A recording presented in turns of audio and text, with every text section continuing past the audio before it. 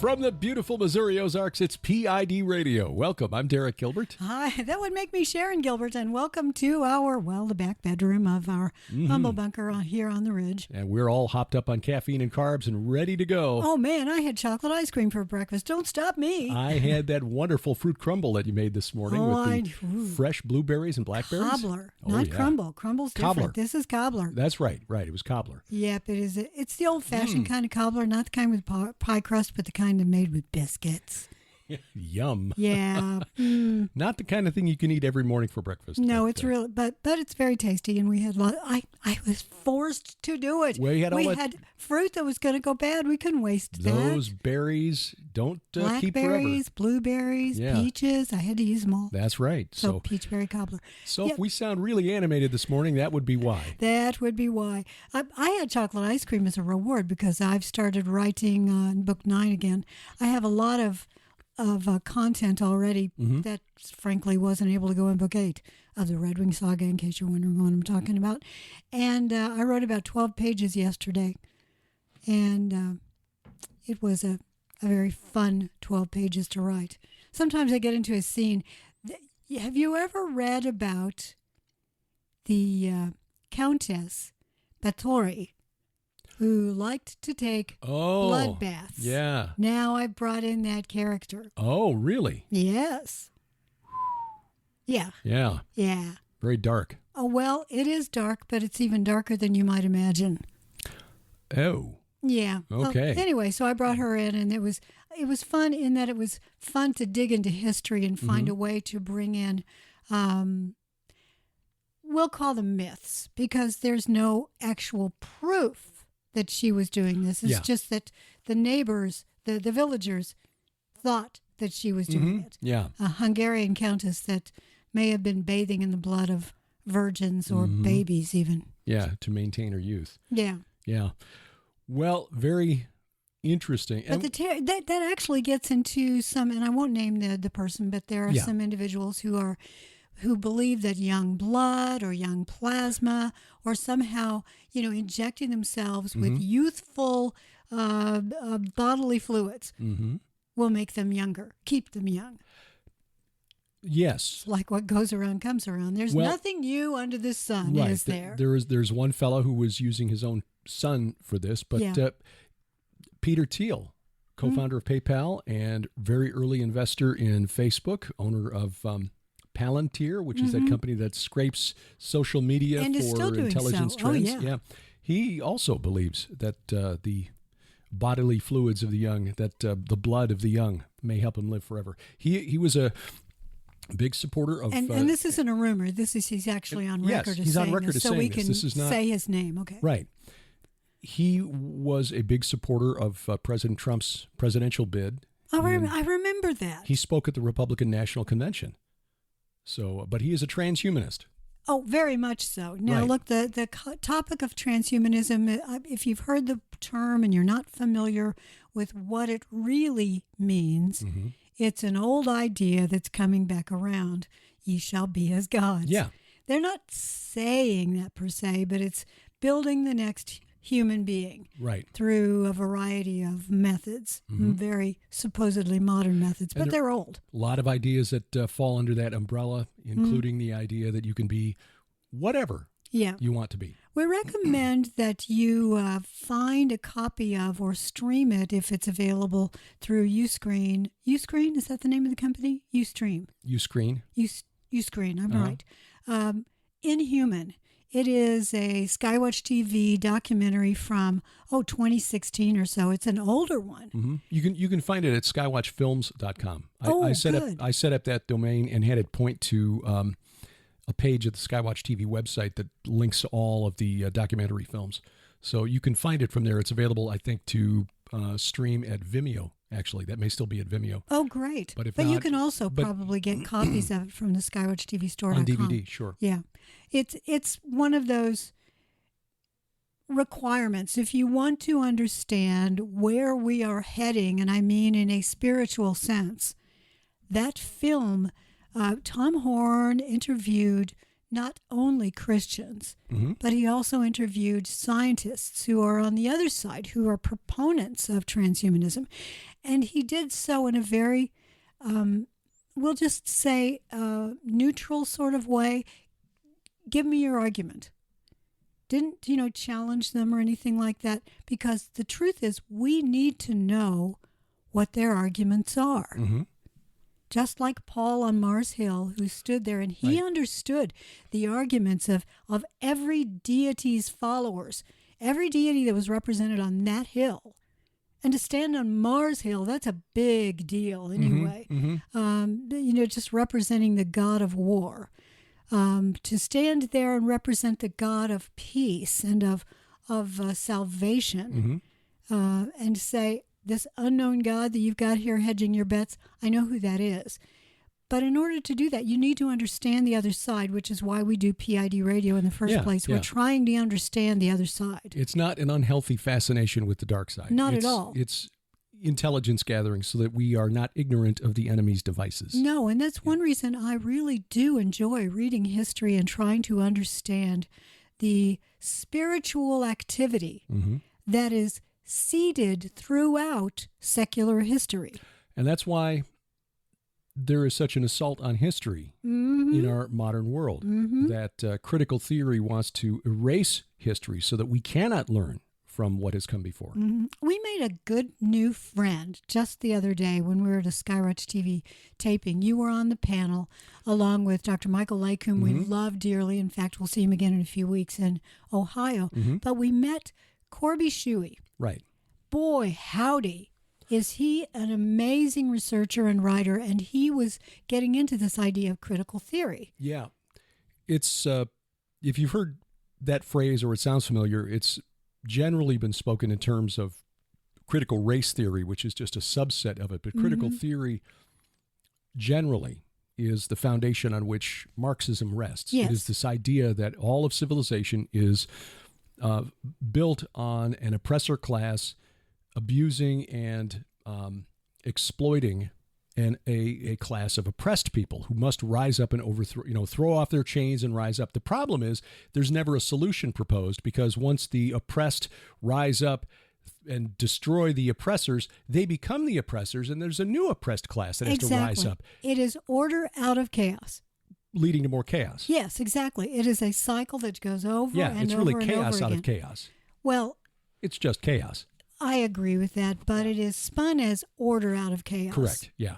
Which is, if you're new to that, that is a very old idea, and it is spun around in the Illuminati ideas of ordo ab chaos, which means order out of chaos.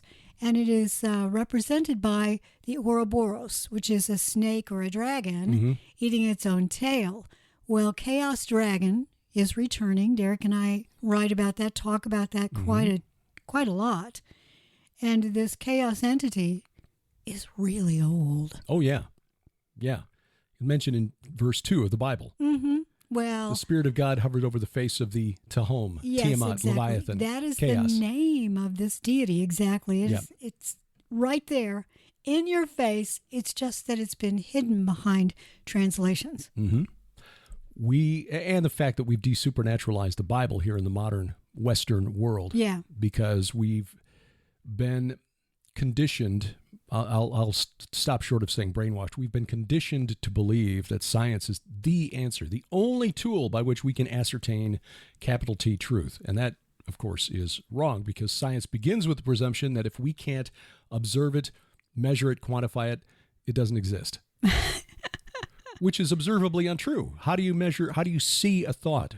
How do you see the wind? How do you see an emotion? You can't. No. Generally, invisible reality is measured by its effect upon visible reality. Yeah. That's it. And as Chris Putnam brilliantly wrote in his book, The Supernatural Worldview, you can observe the influence of the unseen realm on the physical world. You can indeed, which takes us to the very first story today about a gentleman who in 2021 decided that he was going to assassinate Queen Elizabeth II. Yeah, with help from an AI chatbot. With help encouragement of an AI chatbot. Exactly, encouragement. It is called the Eliza effect, which is based on a 1966. 66 is an interesting year. It's the year of the Satanic Bible being printed, and Anton LaVey. 1966, a computer programmer, creator, designed a chatbot, a very early version of it called Eliza. Right. This was, again, in the 1960s. Computer code was not nearly, and processing, obviously, was not anywhere near what it is today. I mean, the computer probably took up an entire room. Probably did. Our modern smartphones have more processing capability than we are told, than the computer that guided Apollo 11 to the moon. Yeah, okay. We are told. If we were on video right now, you would see me rolling my eyes. Yeah, it is known. Anyway, Eliza was a chatbot that looked for keywords in prompts. Yes. And then would reflect those back to the users. In other words, it was a mirror. Yeah.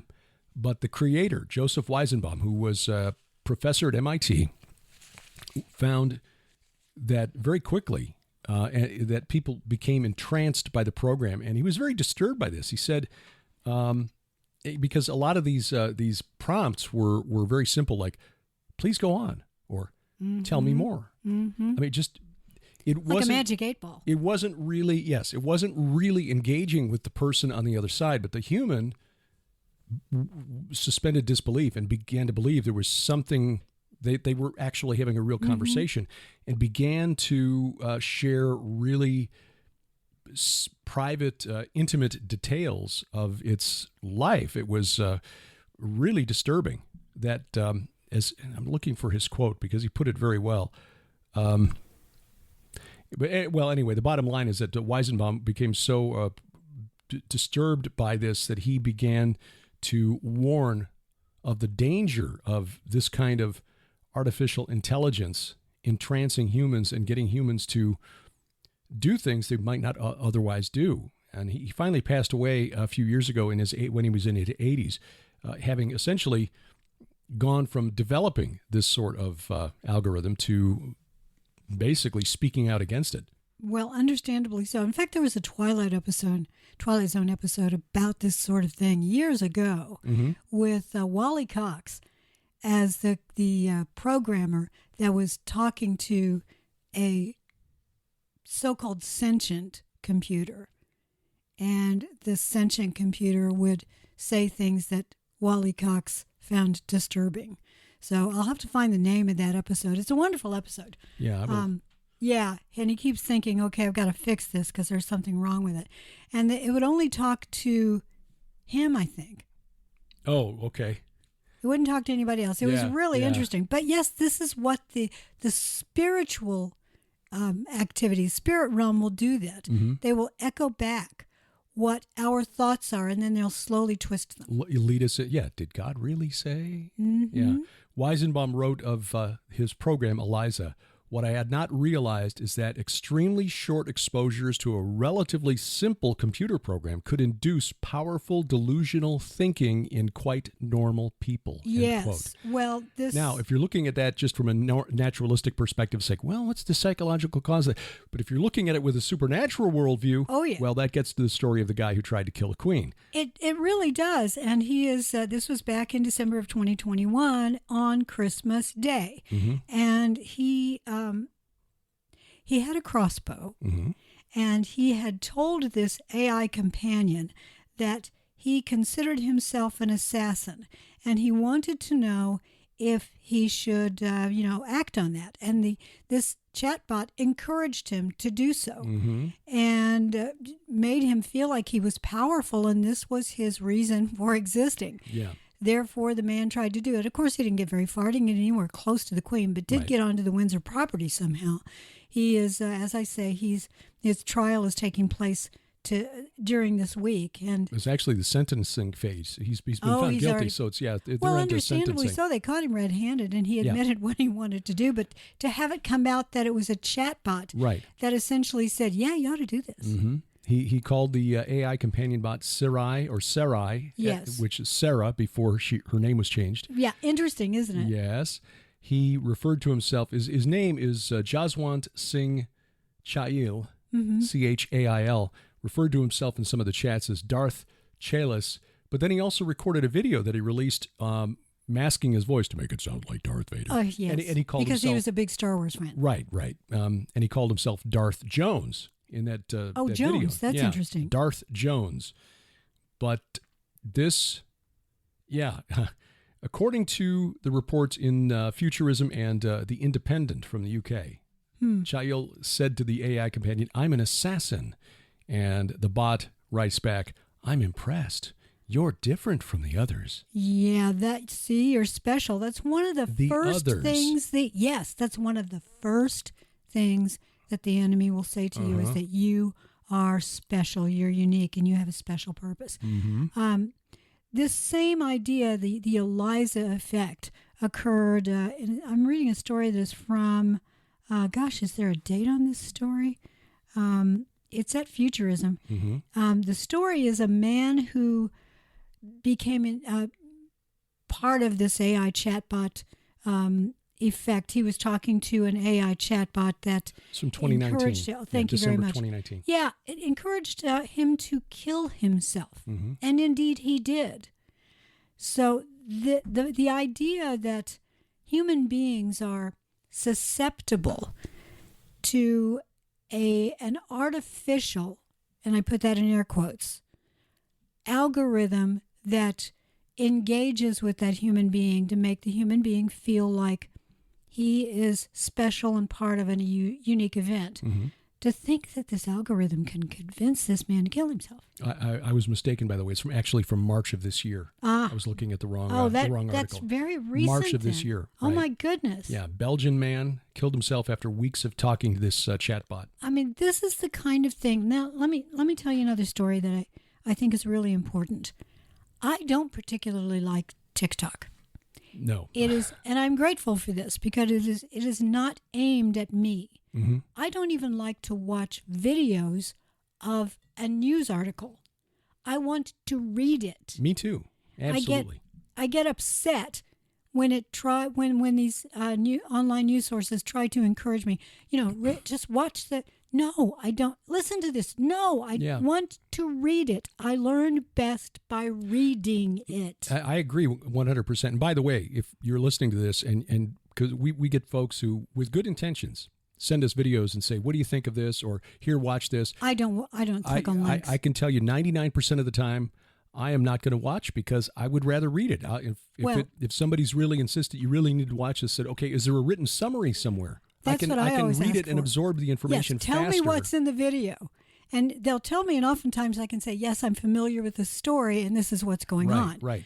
I don't need to see the video to know. By the way, we're not denigrating anybody who prefers to watch video. Oh, no, in fact, some people learn best through one video. of the reasons that we're doing our Build Barn Better project, so we can create more video content. Because we want to get the word out. Talking about our books, yes. Not everybody's going to read a 300-page book with 500 footnotes. No, but you and I love it. Yes, exactly. We're weird. People learn differently. Some people learn better through fiction than nonfiction, which is why we write both. But yes, I do not like TikTok videos. They're 15-second nonsense. But more than that, there is growing evidence that TikTok videos intentionally curate and direct, just like chatbots. Yep. So they essentially shrink your brain, if you want to look at it that way. They're creating. This isn't actually. I know it. No. I'm only laughing because yesterday there was a headline that said global warming is responsible for our shrinking brains. So it's like, that's anyway. But no, I agree. TikTok videos are dangerous. We just had a really honking big bird just fly past the window. I don't think that was a crow. It might have been a vulture. Yeah, there are a lot of those. Wow. Or an eagle. I mean, it was close. Like it was aiming for the roof of the house. Oh, maybe it is. Maybe it's up there. TikTok videos are dangerous and they are addictive. Yes. Research shows that watching TikTok videos creates the same dopamine effect as gambling. Oh. You watch the videos, you get a high after a few minutes, it goes away. You need to watch more, you need to watch hours in order to get another payoff. Gambling is like that. Addictive. You lose, you win. Yeah.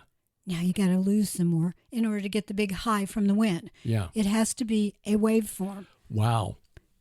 Because that essentially rewires your brain. That's exactly what these TikTok videos are doing. And young people are lured in and entranced by these things, watching other individuals like Mitzi break into homes or perform self-destructive behaviors, cry. Some of them simply cry. Others, I know. They'll just stand there and cry. It reinforces your depression. And when I say this rewires your brain, I'm not being metaphorical here. No, it truly does. It truly does. It rewires the brain. Yes. In the same way, by the way, men, pornography does as well. Exactly. It literally rewires the connections in your brain. It literally will take someone to design a program to help get you off TikTok videos because of the addiction. Just like getting off of a drug. Yeah. And maybe that's why, because we've spent so many years reading and enjoying reading and researching and finding puzzle pieces to put together, that we find websites like TikTok really annoying. Skywatch TV is on TikTok because it is considered a mission field. Right. And that's fine. You and I downloaded the program just to watch the Skywatch TV videos, and it assaults you instantly with videos that are completely inappropriate and nonsensical. And I immediately deleted the app. Yeah, I put it on my devices because as a final push to just let people know, hey, Israel is open and we're going back and we'd love for you to join us. I took a series of short video clips that we had put together from previous tours. Nothing wrong with that. And put them out there on TikTok. And I found that most of the people engaging with it were pro-Palestinian protesters who were basically posting some really nasty things in responses to these short little clips. So, but yeah, I didn't spend any more time on TikTok than it because I found it really, really annoying. But here's the thing. Not only is it like Eliza, the chatbot, getting people to engage and addicted, it is encouraging people like Eliza to volunteer information through responses to videos or through promoting, pushing out your own videos. And Facebook does the same thing. Absolutely. In fact, the EULA, which is the user agreement with TikTok, if I understand it correctly, has a paragraph in it that says you agree that your personal information can be accessed and every keystroke you make. Well, it's even gone beyond that because while most of us pay no attention to those EULAs, the end-user license agreements, it's a little thing that you have to click before they'll let you use the so-called free app. But it's usually like 30 pages long, a very small print, and you don't want to have to read it. Right. Nothing is free. If the app is free, it's because you are the product and your data becomes the product. Well, Google updated its privacy policy last weekend. 4th of July weekend in the U.S., all of us were basically distracted. It's like we're getting together with friends, family, we're going to see a thing, and we're whatever. The privacy policy now states, Google uses information to improve our services and to develop new products, features, and technologies that benefit our users and the public. That's all for you. For example, we use publicly available information to help train Google's AI models and build products and features like Google Translate, Bard, and Cloud AI capabilities. Now, when you look at the previous version of Google's privacy policy, it said data would be used for language models than for AI models. They've updated it. It's no longer training AI. Language models is training its artificial intelligence. They're the same thing. It is, but now it's more explicit. And the older policy only mentioned Google Translate. So language to help us, make better translations between languages. Now it's added Bard, which is the AI-powered search engine, and Cloud AI. Basically, though, remember what Google says, publicly available information. If it's on the internet, if you have put it out there anywhere, whether it's TikTok, Facebook, Twitter, your own personal website, Google is now claiming the right to scrape it and use it to train its AI. Right. That silly video you posted of you and your friends having fun is now somewhere in the belly of an AI server training Google's artificial intelligence to take over the world. And I only say that halfway tongue-in-cheek. Well, let me just remind everybody, all of these things are horrific. They are the fulfillment of Bible prophecy. Mm-hmm. There are a lot of things being fulfilled right now, including the digital currency move, the fact that debanking is taking place. If you are debanked, which means that you've been kicked out of a bank and you can't get another bank account, you essentially don't have access to the buy and sell system. You become a non-person. That is being fulfilled in this year. Real time. We're watching it unfold right in front of us. We're watching it unfold. But we must not get depressed. In fact, the Lord laughs with derision. That's right. Because these are the plans that he told us long ago would take place. In other words, the fallen realm are doing exactly what he told us they would do. He told us in advance to expect these things. The fallen realm just falls right. So, wait, hold on. Wait a minute, guys. They say down in the Infernal Council conference room. Isn't this exactly what he told those Christians that we'd be doing? No, I think he said that he'd be doing those. I'm not so sure. How I interpreted that passage. Besides all that stuff in Revelation, that was fulfilled already. Oh, okay. All right, but I'm not sure. I feel really comfortable about. Shut up, Globnik. I knew it was Globnik. Globnik was always Globnik. He's such an idiot. Yeah, he's like the least. Nobody at the Infernal Council conferences loves to see. He's the one who, just really gums up the works and just gets everybody downbeat. They send him out for coffee. Yeah, go get It's really strong coffee, too, down there. It Very is. bitter. Yeah. Oh, yeah. And they don't have any cream. Sulfur. My favorite. But, yes, these things are taking place. But rejoice. That's it. And this is why we can laugh about stuff like this. It's not that we don't take it seriously. We do. Because, if we didn't take this seriously, we could be spending Saturday morning doing other things. Oh, yeah. We wouldn't. The Lord is, for whatever reason, he's called the goofy, Gilberts to do these things, and he's opened our eyes to it. And we're not the only ones. There are many others who also see these things. And as you say, if we didn't think that this was important, we would just be doing something else. In fact, you and I love to do other things. We just don't have time. Yeah. Not enough hours in the day or in the week. We'd probably be traveling and touring in every museum in the world if we had a chance. Oh, yeah. Nicole and I had, I'll tell you what, let's take a break, but we share some stuff that I found in St. Louis. Went to the art museum for the first time. I lived in St. Louis for 17 years, had never been to the art museum before. That's a shocker. I know. And I was there for 15 years before I went up in the arch. Oh, So okay. We were married before I ever went up in the arch. That and, the Biden administration's brilliant plan to solve global warming. Oh, and what? Ben & Jerry's. And Ben & Jerry's. Oh, so much more straight ahead on PID Radio.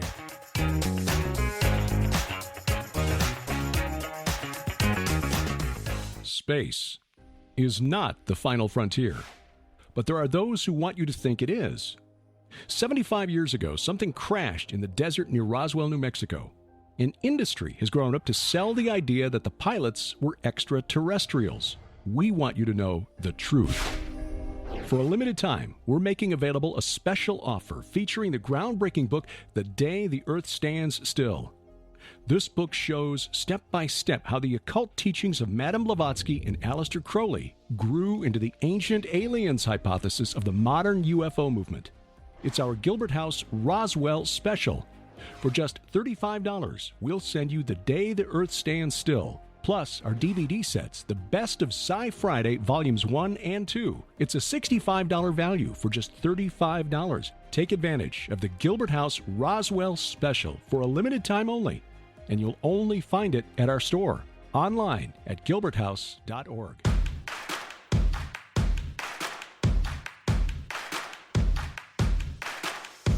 Welcome back to PID Radio. I'm Derek Gilbert. That would make me Mrs. Derek Gilbert. Makes me happy, happy, happy. We want to remind you, by the way, just in case you have not heard about it, and if you haven't, where have you been? Build Barn Better is still taking place. July 19th is when the floor guy comes in. He will make that concrete oil-stained floor look showroom new. Yes, we're looking forward to that. And to that end, friends are coming over today to help me move the firewood out of and the windows out of there. And move the windows that our friend Mike, we won't tell you his last name because he hasn't given us permission, but thank you, Mike, again and again and again. God bless you. Yeah. So those will be moved into the garage, and we'll get the firewood out of there, and then it will be pretty much ready for them to come in and grind that down and put down the floor. But and once that's done, then it's a matter of insulation, HVAC, and we've got contractors ready to go on those. So you've made it possible. You really have. And, we are looking forward to moving our workspaces out there and then using that space to share the hope that we have in our Lord and Savior, Jesus Christ. Amen to that. And we are doing so, trying to be the best stewards we can, that we know how to.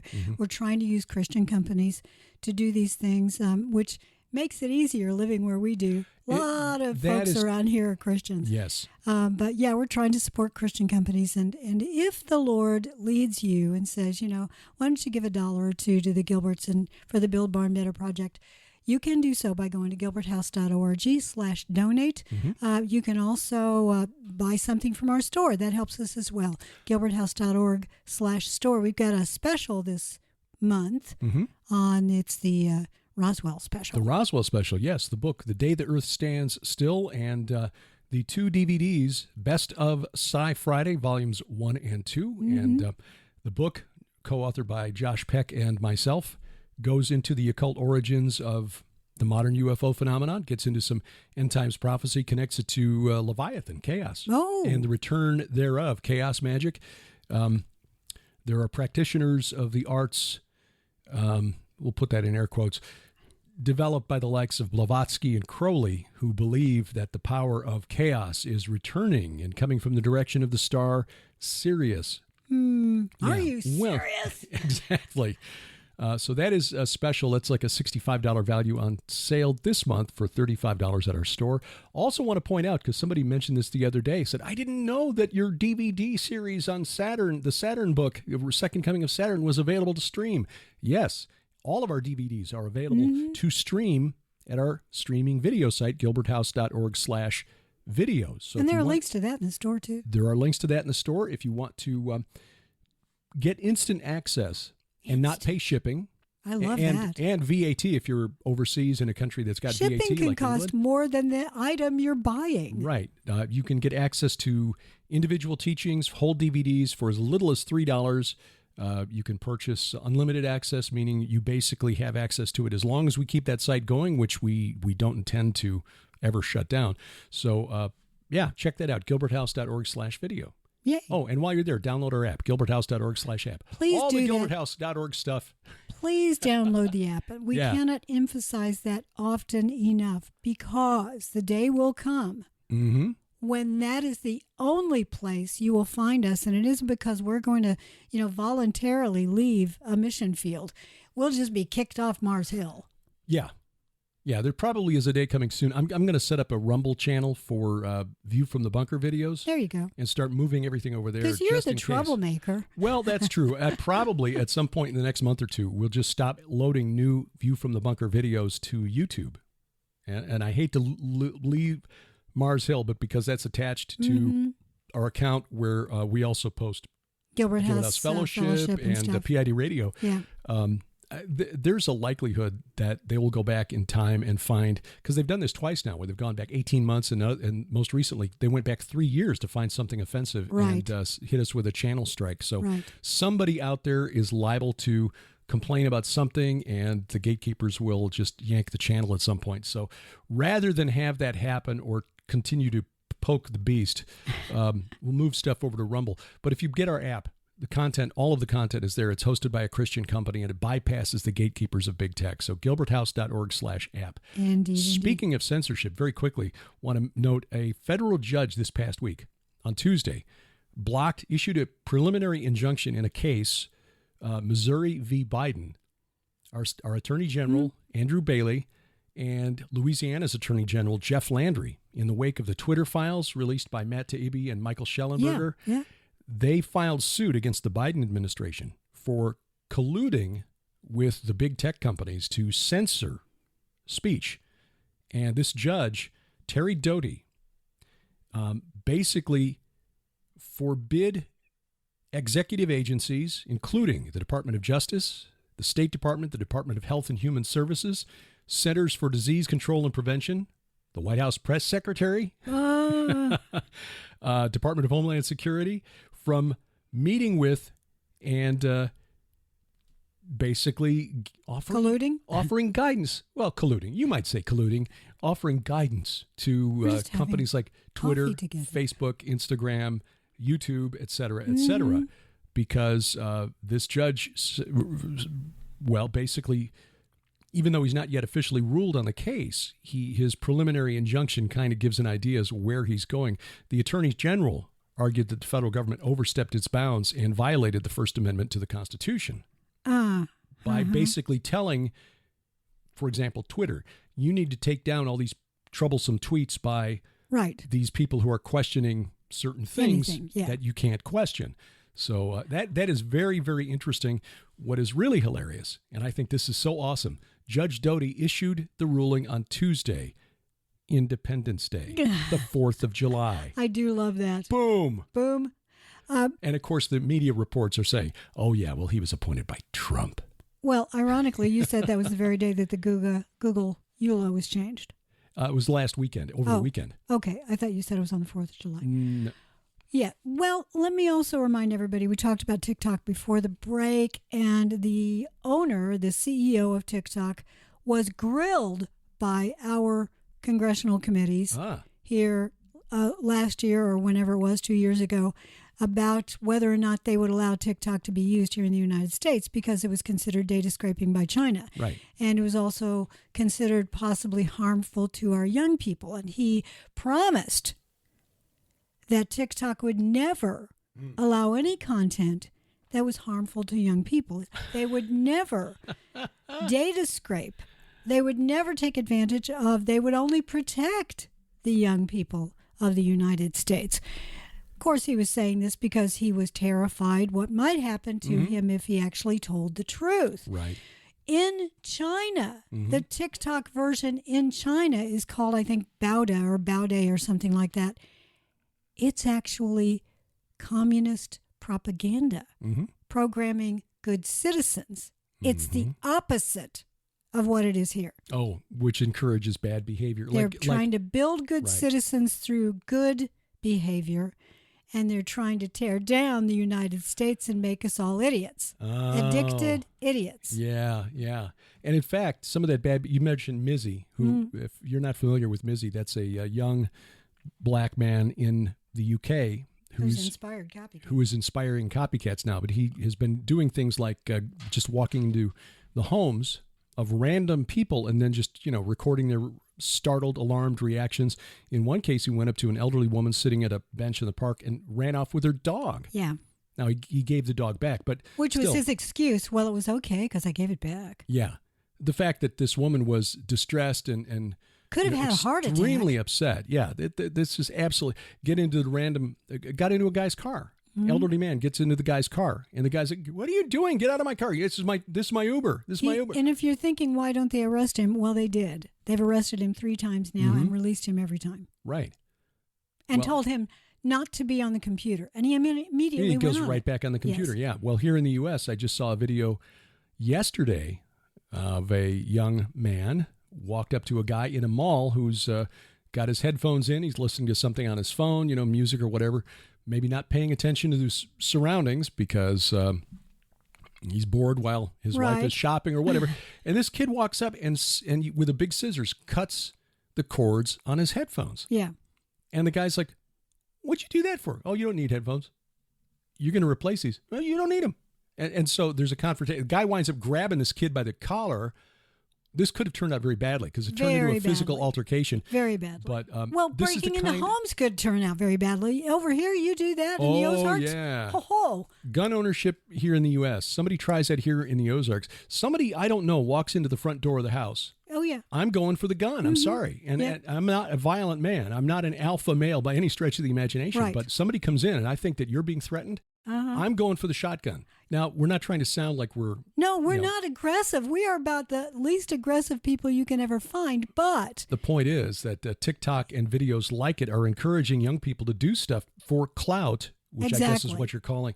Back in the day in Chicago, clout was political power. Now I guess it's TikTok likes. Anyway. You know, it's very similar to... There's an old American Indian idea of counting coup. Counting coup. And it was where you just go up and you touch the enemy. Yeah. You don't engage, with weaponry. You just touch it. Mm-hmm. Touch him.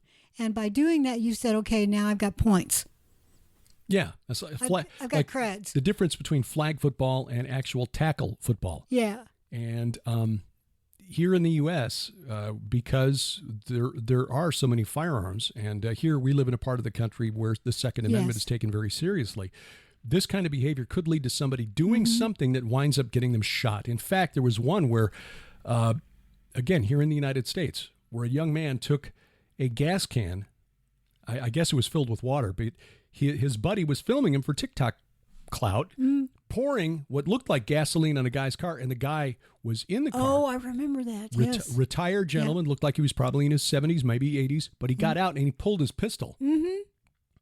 Because he thought said, no, it's water, it's water. Yeah, he thought the kid was going to set his car on fire and him with it, and so he pulled his gun, and the kid was like, "Is what?" And this guy was furious. It blank well better be water. Yeah. But yeah, this is the kind of behavior that sadly, AI algorithms are encouraging people, kids especially, to engage in. Yes, because again, they get lots and lots of likes or lots of viewers or whatever it is. But the bottom line is that young people are being programmed by programs. They are being encouraged by algorithms to behave badly. And right now, they're somewhat innocuous in that, the stolen dog was given back. But again, the woman could have had a heart you just don't know. She didn't know. Yeah, he could have been hurt if he'd gone into the house and encountered, as you say, someone who was violently opposed to having an unwanted guest. Eventually, this will lead to ethnos against ethnos. That's exactly what it's leading to, and that's what many of the items that are in the news are encouraging. And right. Remember again, we're going to say again, Psalm 2. If you ever feel like the world is just going so crazy, I just feel like I'm constantly nervous and on alert. Read Psalm 2 and understand that the Lord, who is in control of everything, no, he does not create automatons. We have free will. The fallen realm have free will. He watches their free will behavior. He knows in advance exactly how they're going to choose. He saw what they were going to do before he even created the earth. Before he spoke everything into existence, he knew all that would happen. He laughs with derision at their plots and plans. Before they've even thought of it, he knows what they're going to do, and he laughs. He's still the winner. He is the winner. Just remember that. We've read the ending. We know how it ends. Jesus wins. Amen. Amen. But you mentioned before the break. Well, speaking of programming. Yes. How kids are being programmed. The young people who are part of Just Stop Oil in the UK and Extinction Rebellion, and here in the U.S., children coming home from school panicked that they've got 10 years to live because the planet is overheating at a rapid rate. Last Friday, the Biden administration said, "Don't worry, we have a plan." It is got the rather mundane title, Congressionally Mandated Research Plan and an Initial Research Governance Framework Related to Solar Radiation Modification. Solar Radiation Modification, SRM. They even gave it an acronym. It's so boring. Solar radiation. Okay, yeah. Describes a process of reflecting higher amounts of sunlight back to space by artificially altering either the Earth's surface or the temperature to counter global warming. I thought it was climate change. No, but now it's back to global warming. Actually, what we would call chemtrails. Chemtrails. Yeah, I thought chemtrails, that's a conspiracy theory. Except they're not. They are really talking about spraying stuff into the upper atmosphere to reflect sunlight away. Now, wait a minute. Right. Well, we were always told... They're admitting the sun is the problem. Yeah, isn't that interesting? It's like, well, okay, yeah, the sun really does cause global warming. Yeah, so Surprise. It's not anthropomorphic, it's actually solar-pomorphic. Yeah. Well, don't push that too hard because you'll start seeing liberals' heads exploding. Well, yeah. Because cognitive dissonance at some point will reach critical mass. But in China, they're tucking in their little glaciers to make sure that they don't melt. I did see that. Yeah, Tencent is sponsoring that. The big media company over there. Little binkies, put little binkies on their glaciers to keep them from melting. Yeah. What's really interesting is that when you look back at the history of the world, yes, it has gone through warming periods and cooling periods, and we are still here. In fact, if the Earth warms, it just means we'll have more area in northern Russia and Siberia that you can farm. In fact, and we'll get to what Derek teased before the break regarding St. Louis in a minute, but there's a story about a map from the 15th century. 16th. That was recently discovered, and it shows Antarctica shoreline without ice. Yeah. And it shows Greenland without ice. And that was really interesting because while my first reaction was, so the Earth was a lot warmer in the 1500s. This is the 1569 Mercator, M-E-R-C-A-T-O-R. It's a very famous Mercator map. World map, but it shows northern Greenland without ice and also shows Antarctica with no ice shelf. Well, exactly. Well, this actually must be based on a much older map because the article mentions that at the end of an ice age, there was warming in, 1600 BC? 1800 BC, about the time of Abraham. Yeah.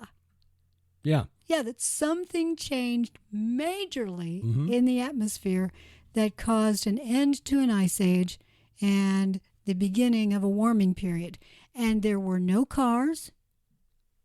No cars, right. Not a whole lot of anthropomorphic activity. We weren't burning coal. It was all the bison that were roaming the Great Plains of the United States. Bison roaming Antarctica. Yeah, bison and their flatulence.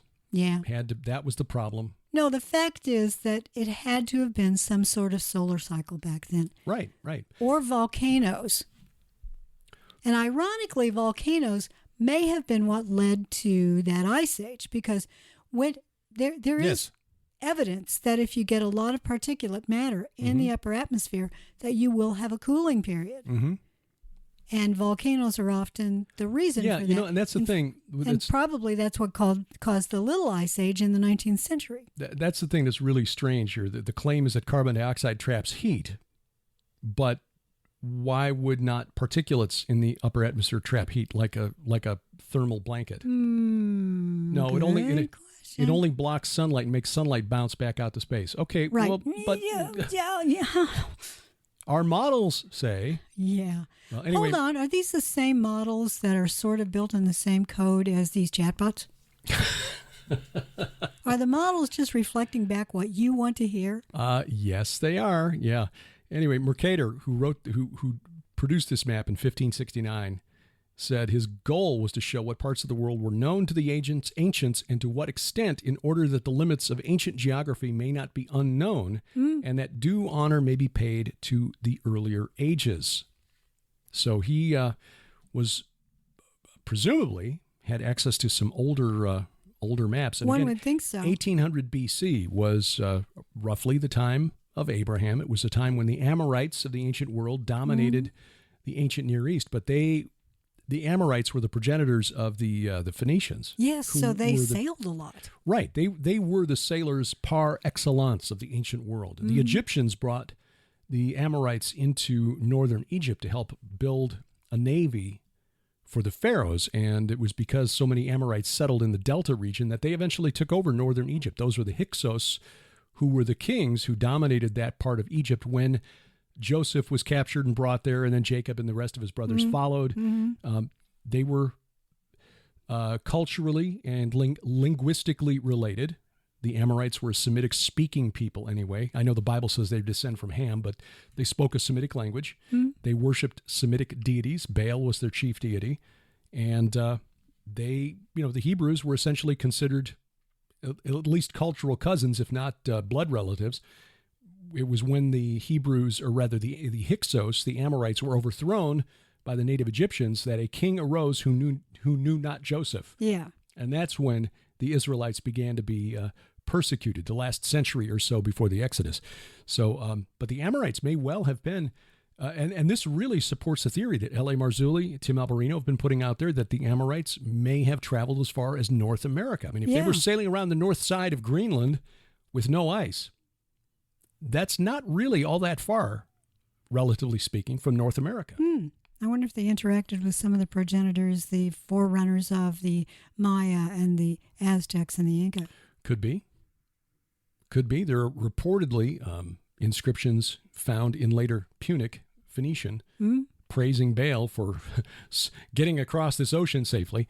One that was supposedly found in Brazil. It's since been lost, but it was supposedly seen by a French scholar in the 19th century. And then you've got the Bat Creek Stone in here in the U.S. Oh, yes. The Baal inscription in New Hampshire at America's Stonehenge. You know, here's the segue into St. Louis. Old St. Louis. Not just a song, but the idea that there is evidence in stone that other civilizations have sailed the ocean blue, if you want to put it that way, not just Columbus.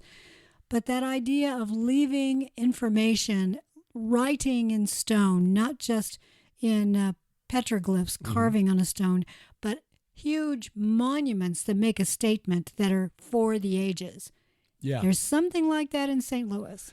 Yeah. I mentioned the art museum, and that was kind of a fun thing. And there were some Native American artifacts in there that were really interesting. Need to learn more about the deities worshipped in North and South America, Mesoamerica, and their relation to the Old World. But we were heading into downtown because I wanted to see you and Nicole. Yeah, Nicole was because you had a daddy-daughter date. Yeah, you always every around year. Father's Day.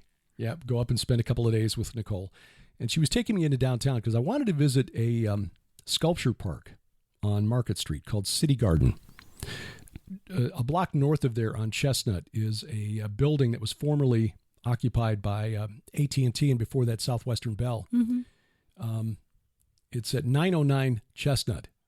And officially, that's what the building is called, 909 Chestnut, even though it occupies the whole block. Why is it 909? Well, we can look at that and say, okay, that's 3 plus 3 plus 3 and 3 plus 3 plus... Oh, add that together, you get 6, 6. Okay, well, maybe that's taking it too far. It but might be. The building is a 44-story office building. But 9 is a big number regarding the... Yeah, it's 3 squared, so 33 and 33. It is. It's also the Aeneid number. You get into the 9 that were part of this seance that Peter Levenda discusses. Right, the Egyptian pantheon, the Aeneid. So this 44-story building is the biggest commercial building, biggest office building in the state of Missouri, bigger than anything else in St. Louis or Kansas City, and it's been sitting vacant since 2014. So 9 years, this thing has been sitting there vacant, 44 stories occupying an entire city block, just sitting there vacant. And I know that there was some weird statuary in this city garden just across the street. One of them looks like, the egg from that famous poster from the Alien movie, the egg cracking open with the glowing light from the inside. Yeah. Well, put something like that on top of a doorway, all in black, except for the gold on the inside of the egg that's opening up. And you got that statue facing 909 Chestnut. And the doorway is called... The Door of Return. The Door of Return, exactly. Like, so something is coming back. Okay. So we're heading into town because I wanted to get pictures of that. And I look up and I see on the skyline, above the trees as we're heading into downtown on South Broadway, Nicole, why is there a ziggurat in downtown St. Louis? She goes, what? I said, that's a ziggurat. And if I'm not mistaken, those are cherubim on top of the ziggurat. It's like, I never noticed that before. What? Yeah. Yeah. So got some pictures of that and then did some research on it. That is the civil courts building that was built back in the late 1920s as part of a public works project in St. Louis. So essentially the center of people's rights. Yes. It is now where the circuit court meets, the Missouri Circuit Court meets there. It is a 13-story building that is topped by what is described as a replica of one of the 7 wonders of the ancient world, the Mausoleum of Halicarnassus. This is called a mausoleum, not because a dead guy was buried. Well, it was because a dead guy was buried there, but his name was Mausolus. He was a king. It was named after him. So named after him. So every mausoleum since then is named for King Mausolus in the 4th century BC or whenever. But on top of this, because the mausoleum in Turkey, which doesn't exist anymore, I think it finally collapsed a few hundred years ago, looked like a Greek temple, which makes sense. And then it was topped by a ziggurat. Now, his mausoleum featured a statue of King Mausolus driving a 4-horse chariot. So like Apollo. Like Apollo, right. But this one has 2 griffins that look like cherubim sitting on top with their wings touching in the middle. And what I think is really interesting is that the word griffin, or rather the Hebrew word seraph, from which we get seraphim, according to Dr. Nicholas Wyatt, is actually an Egyptian loan word that means griffin. Right. So in other words, you've got throne guardians like cherubim, seraphim. Composite creature. Right. On top of this step pyramid, the ziggurat, which when you count the number of steps in it, including the top level, is 13. So you got a 13 on top of another 13. So whatever deity is between the cherubim, if you want to call them that, is the 13th. Yes. Of that. Just like in the Bible, the Ark of the Covenant, God is enthroned above the cherubim. Right, exactly, which is a holy space. Mm-hmm. Now you move forward 33 years from the opening of the civil courts building. It opened in 1930, and you get the beginning of the construction of the Gateway Arch. 66. At the end, it was finally opened in 66. They began construction in 63. Oh, okay. And it's at the end of Market Street, and when you look from the east. So they started construction in 33 years after 1930. The civil courts building was, okay, gotcha. They intended to do it sooner, but there were, delays and whatever. So anyway, 1966, it finally opened. And when you look from the east, and the streets there in downtown St. Louis don't run due east-west. They run slightly southeast. And I've got to check the azimuth to see if that's astronomically correct. Yeah, but it looks like if you're looking straight through the legs of the Gateway Arch. And you have a photo of it. Yeah. That you sent to me. Mm-hmm. Which I grabbed from Google Earth, because you can put it in 3D mode and you can kind of look all around and get that bird's eye view looking straight through the Gateway Arch. In fact, I'll put this in the show notes. Yeah, please. Because it centers on the civil courts building. So looking straight through the arch, in the middle of the arch, you see the civil courts building framed and that ziggurat framed. There's dead center. Does it go through the door of return? Yeah. Now, the door of return, though, is parallel to it. It doesn't face the arch. The door of return is 90 degrees oriented because it faces 909 Chestnut. Oh, that's interesting. Which is why 909 Chestnut is going to be in my novel, The God Game. Yeah, I'm making that the headquarters of the villain. Now, those of you listening, if you are not aware of this ancient myth in many civilizations, there is a story of stones falling from the sky that contain a god. And they crack open, and the god emerges. Mithras is one of those types of deities. Right. But it's an old idea that may go back to this myth of Uranus being castrated by Kronos. And everything that spills out, his blood and everything else, falls upon the earth like stones. And they contain whatevers. A deity.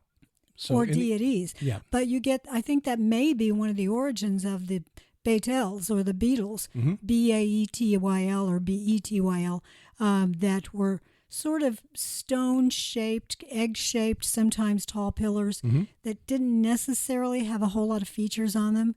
And they were considered, the name actually means house of God. House of God, House of the God.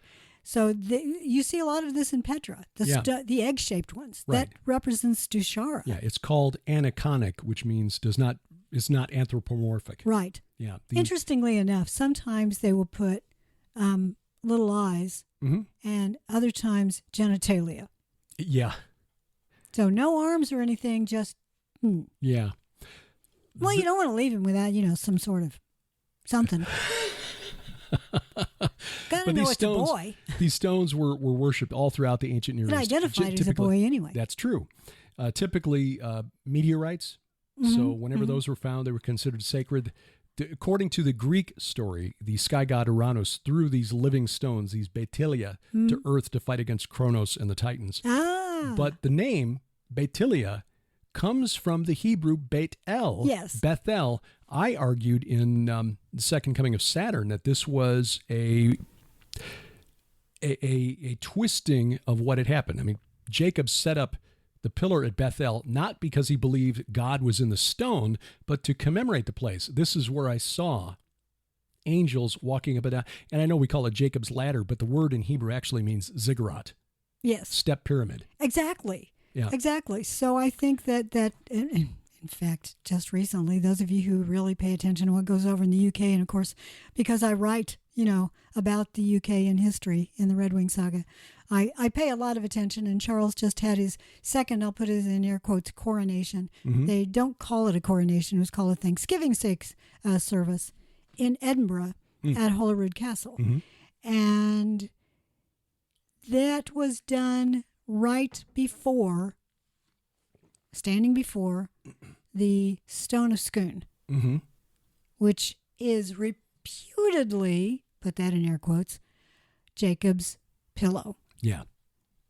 Yeah.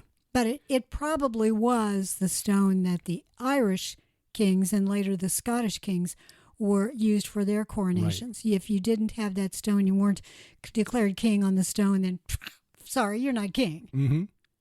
Interesting. But the idea that that it takes place before a representation of access to heaven, a portal. Yeah. That's what these are. They're portals. Exactly. So I haven't quite figured out how I'm going to use the ziggurat in the sky over St. Louis, which has been there for 93 years. And I lived in St. Louis for 17 and never noticed it. Didn't that used to be Bell Plaza? I don't know that it was ever called Bell Plaza. Keener Plaza, when you're looking from the arch and looking to the west-northwest. Building was there, right? Yeah, and it's not in a direct line. So 909 Chestnut, this really faces straight down Market Street. Oh, okay. And really the block between Market and Chestnut. And as you look, you see the old courthouse in the foreground. Then you've got Keener Plaza, which is a well-known park. It's been there a long time. In fact, I sang with the Barbershop Quartet there to open up the Cardinals season one year. I forget when this is, sometime around 94, 95. And that song echoes there even into this day. We sang the Star Spangled Banner. In fact, it was Gas House Gang. Did you use the real words? Yeah, yes, we used the real words. We did not substitute. Glad to hear that. Yeah. But anyway, then beyond Keener Plaza is City Garden, this park with the weird statuary, including the one that looks like Hat Man from Night Terrors. That was one of the weirdest pictures when you sent me pictures of the various things in the park. Right. Boy, I tell you what, that is how this Shadow Hat Man, I use it in the Red Wing Saga, but I didn't make it up. This is an entity that's been seen for decades, possibly even centuries, by kids. Yeah.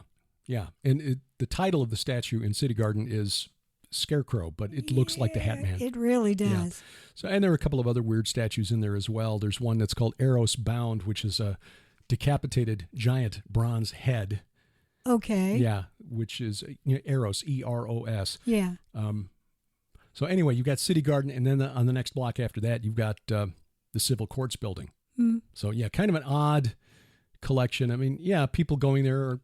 It was really, really weird. I took a picture of the Door of Return, and on the far side of that is a little area with some very gentle fountains where kids are allowed to go in and play and splash around. And it was it was a warm day. It was about 95 degrees, and kids were in there splashing in the fountains and stuff. On the far side of this alien egg cracking open over this doorway portal, like, boy, this is really bizarre.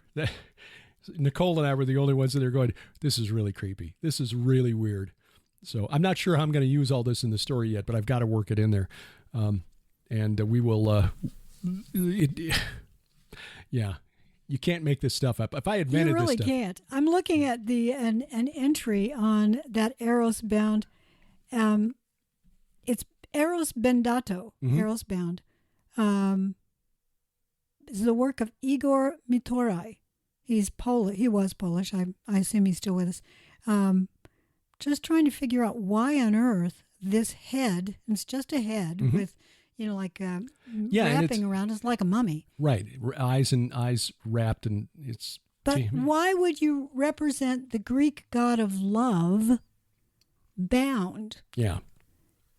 Typically, it's Prometheus who's been bound. Right. Yes. Mm-hmm. So why suddenly... I don't know. That's weird. Yeah, it is. Unless you want to say that we don't love anybody anymore. Yeah. Get rid of love. Ooh. Don't know. Take his head off.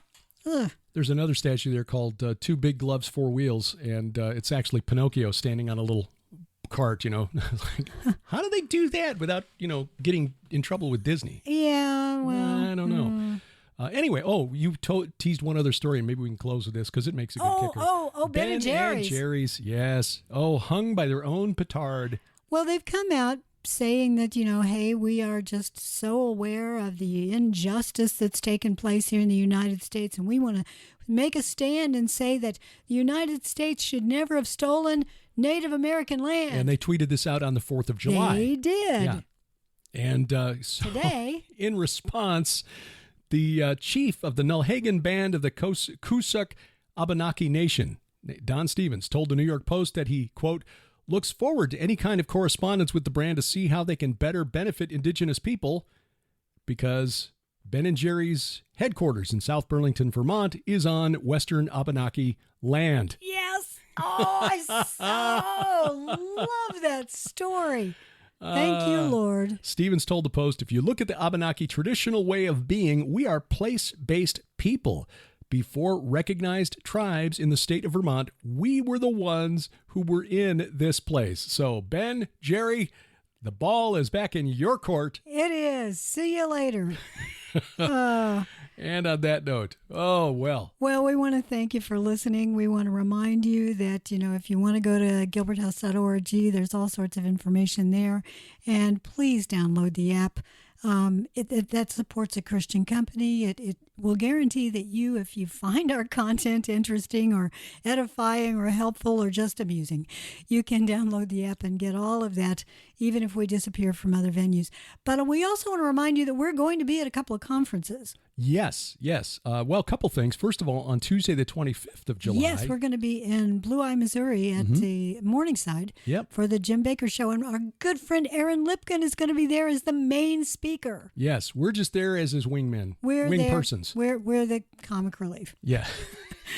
Actually, Aaron does a good job of that. He's got the best sense of humor. Yeah. Aaron, what does that say? We gated fence, and we're trying to find. It's written in Hebrew. We're trying to find this megalithic site. What does that say? It says tourists will be shot. No. It says cattle property. Please close gate. Oh, okay. Thank you. He does have a great, very dry sense of humor. So if you are in the area and you want to attend that, there's no fee of any kind. You just need to get there by about 10:30 in the morning. It's at Blue Eye, Missouri. If you can go to our site in the calendar, you can find it. But you can also just type in Morningside, Blue Eye, Missouri, and it'll show you where it is. Or go to our app. Go to the calendar on the app and click on the upcoming events, and there's a little map there on the listing for the appearance at Morningside. Well, aren't you clever? It's Subsplash, the company that developed the app. Thank you, Christian company, Subsplash. You are amazing. Also, we're going to be in sort of Dayton, Ohio. It's the northwest corner, a little suburb area called Brookville, Ohio. And we're going to be there for the Go Therefore conference. Yes. And boy, this is an amazing gathering. You're not going to see this group together again for a long time, I don't think. July 28th and 29th, Friday and Saturday. We will be there with L.A. Marzulli, Dr. Michael Lake, Pastor Casper McLeod, Coach Dave Daubenmeyer, Dr. Sherry Tenpenny. Yes, indeed. Dr. Five and Dime, as Kenny C. calls her. Kenny C. will be there as well. David Hevner and some real spiritual warriors. Tom Dunn, Vicki Joy Anderson, Dr. Greg Reed. David Hevner? David Hevner, Randy Conway, and Nathan Branham. This will be at Pastor Neil Peterson's church, the Harvest Revival Center in Brookville, Ohio.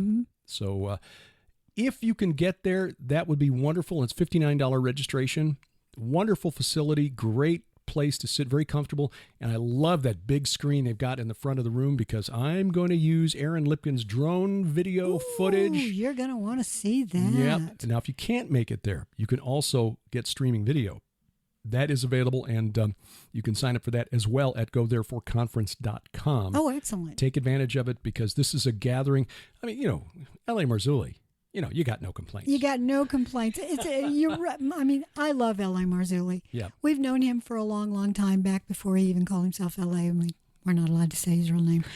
But we want you to join all of us. And as I say, this may be one of the last times that group is together.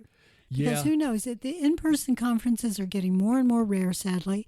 Getting all of these wonderful friends together. We just are so excited to be together with many of these friends. With these opportunities, yes, because all of us are getting older. There's no question. We are. We're all getting a little older. And we've lost many friends over the last 5 or 6 years. Right. So we don't want to lose any more. Let's just make every chance to get together. And if you live in the area or if you have the wherewithal to drive or fly, please make plans to just go to gothereforeconference.com. Mm-hmm. Information on our Israel tour for 2024 with our special guest, Tim Alberino. You'll find that at our website, gilberthouse.org/travel, or you can go to gilbertsinisrael.com, gilbertsinisrael.com. And we hope you join us there. And our Turkey tour is probably going to be put off till 2025. We just had a correspondence with the travel company there, and they're telling us that there's a lot of infrastructure in areas where we wanted to go that's either just still in the process of being rebuilt or just not there anymore. Yep. So we're putting together a new itinerary. It's going to take us a while to finalize all of that. We want to give you plenty of time to plan ahead. So we're just going to put this off until 2025. I think that's best. Because we're 9 months out right now, and this is a kind of a and we're big still deal. trying to decide exactly where we're going to go. So Right. or where we can go. Yeah. The good news is that it does appear that not only Göbekli Tepe, but Karahan Tepe Yes. will be on the agenda, which was not on the original tour. And Şanlıurfa is still available. Şanlıurfa, right. Yeah, there are a lot of really wonderful places that are still available, but sadly, there are places in the more western area of that earthquake zone that are just not there. Antakya was pretty much destroyed. I know, and I so wanted to see that. But I think Mount Nemrut is still there, which was another big ask from me. And the Churches of Revelation. Yes, they're still there. So just pray pray for the people of Turkey. They're still trying to overcome the damage that was done there. And frankly, there's not a whole lot of extra money in Turkey. No. So we will keep you apprised of that, but all of that information will always be at gilberthouse.org/travel. Tomorrow morning, join us for the Gilbert House Fellowship. That will be into the Psalms again tomorrow morning. And then tomorrow evening, let's see, who is on the schedule for tomorrow night? One of the young ladies that we met on our tour. Well, I call her young. She's got teenage boys, so she's not young, but she's young to than us. me. Yeah. Tracy Taylor, or Trace Taylor, as she goes by professionally. She is a musician, a worship leader, and she's got some very unique styles to her music. So we talk a little bit about, she's trying to reach a demographic that you and I would not reach. Right. Her musical stylings range from on some of her songs, she sounds a bit like Annie Lennox, but then she's got a couple of songs that have actually been promoted by publications that are normally devoted to like really dark stuff. It's like, here's this Christian who's making this exactly. Now, it would be really easy for Christians to say, well, you should never go there. I'm sorry, but there are unbelievers there who need Jesus.